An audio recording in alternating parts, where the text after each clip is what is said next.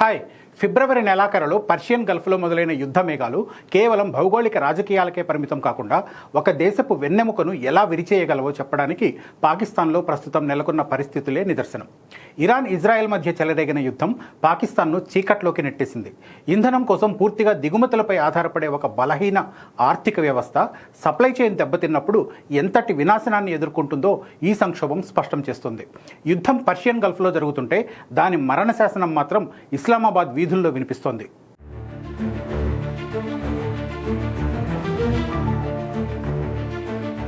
పాకిస్తాన్ సంక్షోభం వెనుక ఉన్న లెక్కలు అత్యంత ఆందోళనకరంగా ఉన్నాయి. గల్ఫ్ యుద్ధం కారణంగా ప్రపంచవ్యాప్తంగా చమురు ధరలు ఒక్కసారిగా బ్యారెల్కు $140 మార్కును దాటడం పాకిస్తాన్ వంటి దిగుమతులపై ఆధారపడే దేశాలకు గొడ్డలి పెట్టుగా మారింది. పాకిస్తాన్ తన అవసరాలకు అవసరమైన ఎల్ఎన్జీ ముడి చమురులో దాదాపు 70% కేవలం గల్ఫ్ నుంచే పొందుతుంది. ప్రస్తుతం హార్మోజ్ జలసంధి వద్ద నెలకొన్న ఉద్రిక్తతల వల్ల సరఫరా నిలిచిపోవడంతో పాకిస్తాన్లోని పవర్ ప్లాంట్లకు అవసరమైన ఇంధనం అందడం లేదు. ఫలితంగా దేశంలోని ప్రధాన నగరాలైన కరాచీ, లాహోర్లలో రోజుకు 16 నుంచి 18 గంటల పాటు విద్యుత్ కోతలు అమలవుతున్నాయి.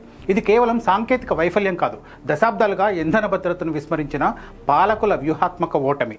ఆర్థిక కోణంలో చూస్తే ఈ చీకటి పాకిస్తాన్ రూపాయి విలువను పాతాళానికి తొక్కేసింది. చమురు ధరల పెరుగుదల వల్ల వాణిజ్య లోటు మునుపెన్నడూ లేని విధంగా 45% పెరిగింది.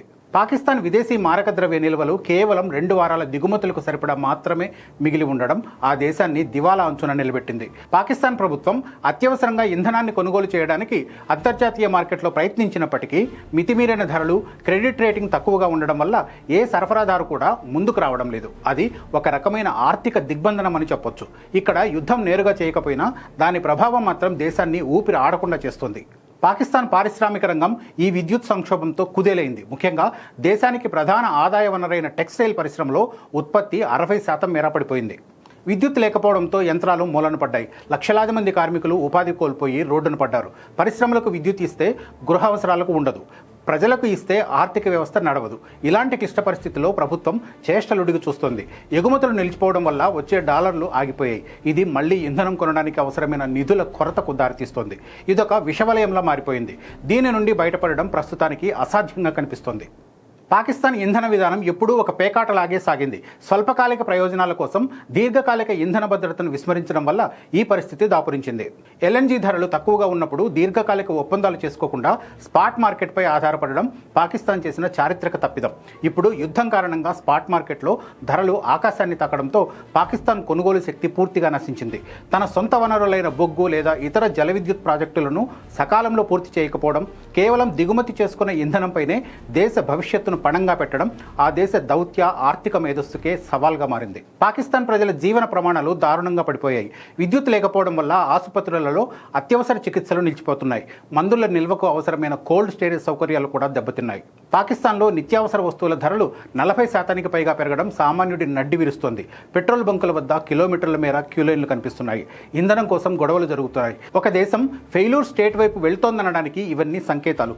గల్ఫ్ యుద్ధం పాకిస్తాన్ బలహీనతలను ప్రపంచానికి నగ్నంగా చూపిస్తోంది. అంతర్జాతీయ రాజకీయ కలహాల్లో మునిగిపోయిన నాయకత్వం ఈ దేశీ సంక్షోభాన్ని ఎదుర్కోవడంలో పూర్తిగా విఫలమైంది. పాకిస్తాన్లో తదుపరి పరిణామాలు మరింత భయంకరంగా ఉండే అవకాశం ఉంది. ఒకవేళ పర్షియన్ గల్ఫ్లో యుద్ధం మరికొన్ని నెలల పాటు కొనసాగితే పాకిస్తాన్లో పూర్తిస్థాయి సామాజిక విప్లవం లేదా అంతర్యుద్ధం తలెత్తే ప్రమాదం కనిపిస్తోంది.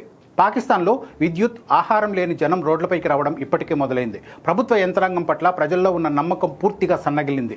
అంతర్జాతీయ ద్రవ్యనిధి వంటి సంస్థలు కూడా ఇలాంటి అస్థిరమైన పరిస్థితుల్లో సాయం చేయడానికి వెనుకాడడం పాకిస్తాన్ను మరింత ఒంటరిని చేస్తోంది. అందుకే ఇరాన్, అమెరికా మధ్య శాంతి ఒప్పందం కోసం పాకిస్తాన్ శతవిధాలా ప్రయత్నిస్తోంది.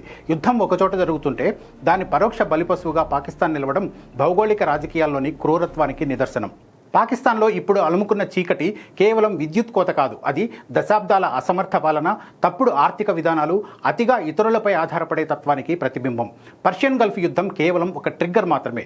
అసలైన సమస్య పాకిస్తాన్ పునాదుల్లోనే ఉంది. ఈ సంక్షోభం నుంచి గట్టెక్కాలంటే తక్షణ ఆర్థిక ప్యాకేజీలు మాత్రమే సరిపోవు.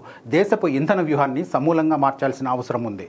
లేదంటే ప్రపంచ పటంలో పాకిస్తాన్ ఒక నిరంతర చీకటి ఖండంగా మిగిలిపోయే ప్రమాదం కనిపిస్తుంది.